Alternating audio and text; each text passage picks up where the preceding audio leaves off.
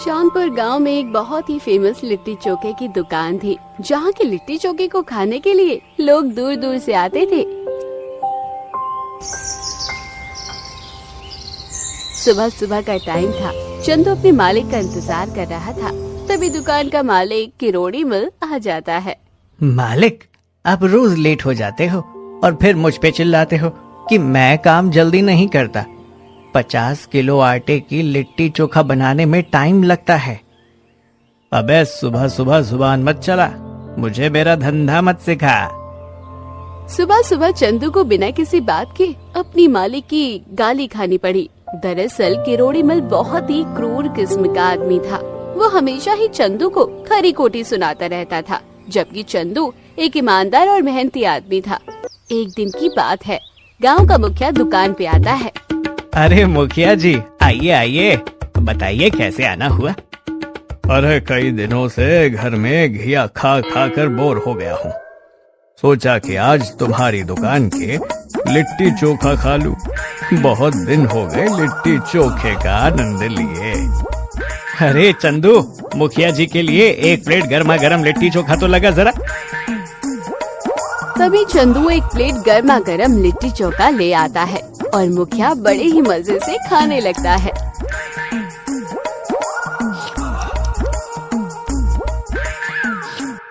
भाई वाह किरोड़ी, तेरे दुकान के लिट्टी चोखा खाकर तो मजा ही आ गया। तेरे नौकर के हाथ में तो जादू है, जादू। मुखिया वहाँ से पैसे देकर चला जाता है, पर मुखिया के मुंह से चंदू की तारीफ सुनकर किरोड़ी मिल जल्द बन जाता है। वो मन ही मन सोचता है, दुकान मेरी, पूंजी मेरी और तारीफ चंदू की। लगता है इस चंदू का कुछ करना पड़ेगा। तभी से किरोड़ी मिल ने ठान लिया कि चंदू को कोई बहाना देकर दुकान से भगाना है। वो हर कुछ दिनों में उसके काम में नुक्स निकालने लगता है। एक दिन ऐसे ही चंदू चोखा बना रहा था, तभी किरोड़ी मिल आ जाता है। क्यों रे चंदू, इतने टाइम से तुझे बुला रहा हूँ, बहरा हो गया है क्या? पर मालिक, मैंने तो कोई आवाज नहीं सुनी। तो क्या मैं झूठ बोल रहा हूँ? अरे अरे मालिक, गुस्सा काहे होते हो? बताइए क्या कह रहे थे आप? कस्टमर के आने का टाइम हो गया है, जा जाकर टेबल कुर्सी साफ कर दे। इतना बोलते ही चंदू बाहर चला जाता है और किरोड़ी मिल मौका देखकर उसके बनाए हुए चोखे में नमक मिला देता है। थोड़ी देर में ही कस्टमर आने लगते हैं। अरे भाई, एक लिट्टी चोखा लगा देना। जी अभी लाया। तभी चंदू एक प्लेट गर्मा गर्म लिट्टी चोखा ले आता है। जैसे ही उस आदमी ने एक निवाला मुंह में डाला, उसका मुंह एकदम कड़वा हो गया। ये क्या बदतमीजी है? ये कोई लिट्टी चोखा है? ऐसा लग रहा है जैसे किसी ने मेरे मुंह पे नमक की डली रख दी हो। कस्टमर चंदू पे भड़क पड़ा। झगड़ा सुनकर किरोड़ी मिल वहाँ आ गया और बोला, चंदू, तुझे 1000 बार समझाया है कि ठीक से काम किया कर। तेरी वजह से मेरे ग्राहक टूट जाएंगे। लेकिन मालिक, मैंने तो रोज की तरह ही बनाया है। तो तू कह रहा है कि ये भाई साहब झूठ बोल रहे हैं? निकल जा मेरी दुकान से और कभी मुझे अपनी शक्ल मत दिखाना। नहीं मालिक, ऐसा मत करो, मेरे बीवी बच्चे भूखे मर जाएंगे। चंदू के लाख मिन्नत करने पर भी किरोड़ी मिल उसकी एक नहीं सुनता और उसे दुकान से निकाल देता है। चंदू उदास मन से अपने घर की तरफ जाता है और अपनी पत्नी को सब कुछ बताता है। अब तुम ही बताओ चांदनी, मैं क्या करूं? खुद को संभालो जी, सब ठीक हो जाएगा। अगर भगवान ने एक रास्ता बंद किया है तो दूसरा रास्ता भी जरूर खुलेगा। चलिए आप मुँह हाथ धो लीजिए, मैं खाना लगा देती हूँ। दोनों पति पत्नी खाना खाकर बिस्तर पर लेट जाते हैं, पर चंदू की आंख में नींद नहीं थी।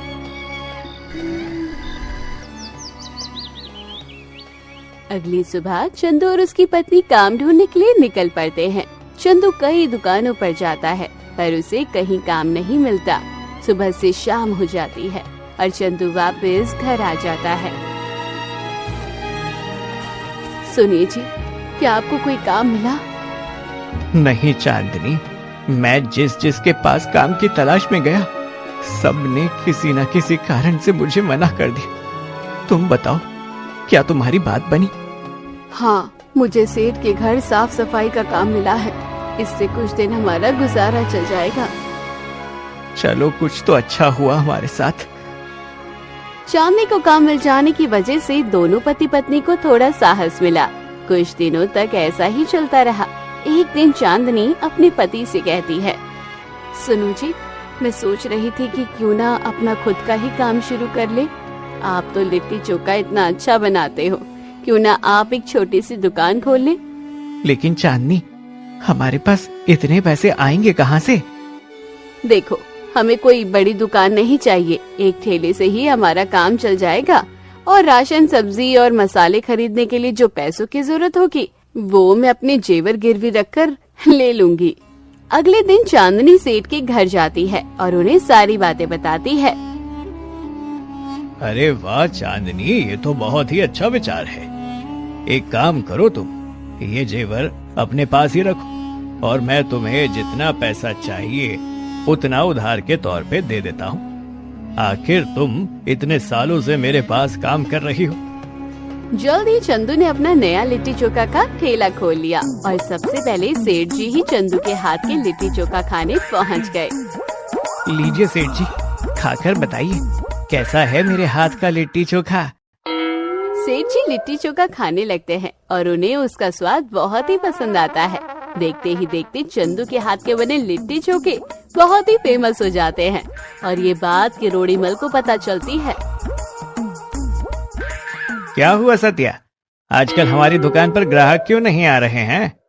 मालिक, आपने सुना है नहीं क्या? चंदू ने लिट्टी चोखे का ठेला लगाया है। गांव वाले अब वहीं पर लिट्टी चोखा खाने जाते हैं। मैंने तो कल खुद मुखिया जी को भी वहां खाना खाते हुए देखा था। अच्छा, तो ये बात है। उस चंदू की ये हिम्मत कि मुझसे मुकाबला करे, उसका तो कुछ करना होगा। फिर किरोड़ी मल चुपके से चंदू की दुकान की तरफ जाता है और देखता है कि सारा गांव चंदू की दुकान पे लिट्टी चोखा खा रहा होता है। वो चुपचाप सेठ के घर की तरफ जाता है। अरे आओ आओ किरोड़ी, बड़े दिन बाद आए हो। कहो, कैसे आना हुआ? सब ठीक तो है? तुम मेरे रिश्तेदार हो या दुश्मन?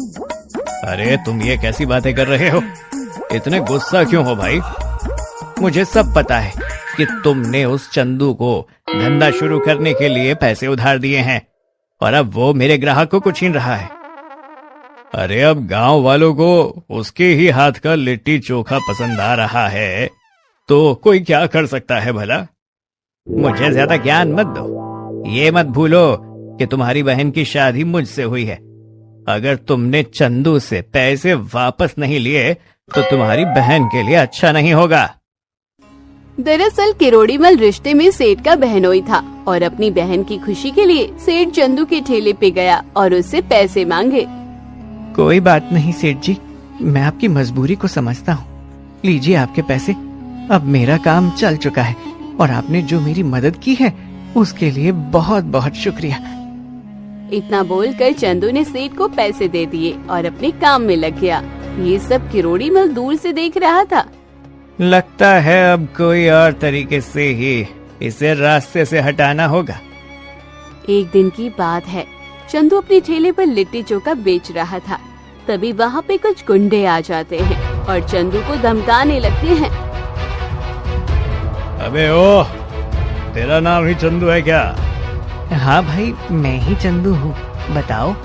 देख बे, तुझे प्यार से समझा रहा हूँ, अपनी ये दुकान यहाँ से हटा ले, नहीं तो तेरे लिए बहुत बुरा होगा। लेकिन मैं तो यहाँ बहुत पहले से दुकान लगा रहा हूँ, मैं नहीं हटाऊंगा। लगता है तू ऐसे नहीं मानेगा।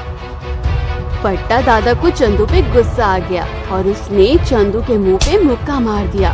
देखते ही देखते दोनों में घमासान लड़ाई हो गई और वहाँ पुलिस आ गई और दोनों को पकड़कर थाने ले गई। साहब, मैं तो आपसे कब से कह रहा हूँ, मैंने कुछ नहीं किया। वो तो ये लोग ही मुझे पीटने आए थे और मेरी दुकान का नुकसान भी कर दिया। तभी थाने में गांव का मुखिया कुछ लोगों के साथ इकट्ठा हो जाता है। मुखिया बोला,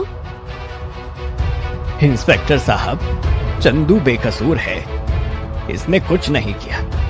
हम इसे बहुत पहले से जानते हैं। देखो मुखिया जी, ये लोग सड़क पे मारपीट और हिंसा कर रहे थे और इन्हें रोकना मेरा फर्ज है। तो इंस्पेक्टर साहब, बेकसूर की मदद करना भी तो आपका ही फर्ज है। चंदू बेकसूर है और ये लोग चंदू की दुकान बंद करवाना चाहते हैं, इसीलिए इन्होंने किरोड़ी मल के कहने पर यह सब किया है। तुम इतने यकीन के साथ कैसे कह सकते हो? क्या सबूत है तुम्हारे पास? सबूत आपके सामने बस कुछ ही देर में आने वाला है इंस्पेक्टर साहब। मुखिया की ये बात सुनकर सब लोग हैरानी से मुखिया की तरफ देखने लगते हैं और मुखिया बाहर की तरफ इशारा करता है। तभी दो लोग किरोड़ी मल को पकड़ कर लाते हैं। ये कौन है? इस बेचारे को आपने बांध क्यों रखा है? अरे यही तो है असली मुजरिम। ए किरोड़ी लाल, बता इंस्पेक्टर साहब को, बता, नहीं तो तेरा हुक्का पानी बंद कर देंगे। बताता हूँ, मुझे मारना मत इंस्पेक्टर साहब। मैंने ही चंदू को धमकाने के लिए इन गुंडों को भेजा था। मैं चंदू से जलता था, इसीलिए मैंने ऐसा किया। मुझे माफ कर दो। फिर किरोड़ी मल सारी बात खुल के इंस्पेक्टर को बताता है। अच्छा, तो तुम ही हो जिसकी वजह से मैंने एक निर्दोष को जेल में बंद कर दिया। सच जानने के बाद इंस्पेक्टर ने उन गुंडों और किरोड़ी मल को जेल में डाल दिया और चंदू को आजाद कर दिया। फिर चंदू और चांदनी खुशी खुशी अपनी दुकान को संभालने लगे और कहानी भी यहीं खत्म हुई। कैसी लगी कमेंट बॉक्स से जरूर बताइएगा। चैनल को अब तक सब्सक्राइब नहीं किया तो जरूर कर लीजिएगा।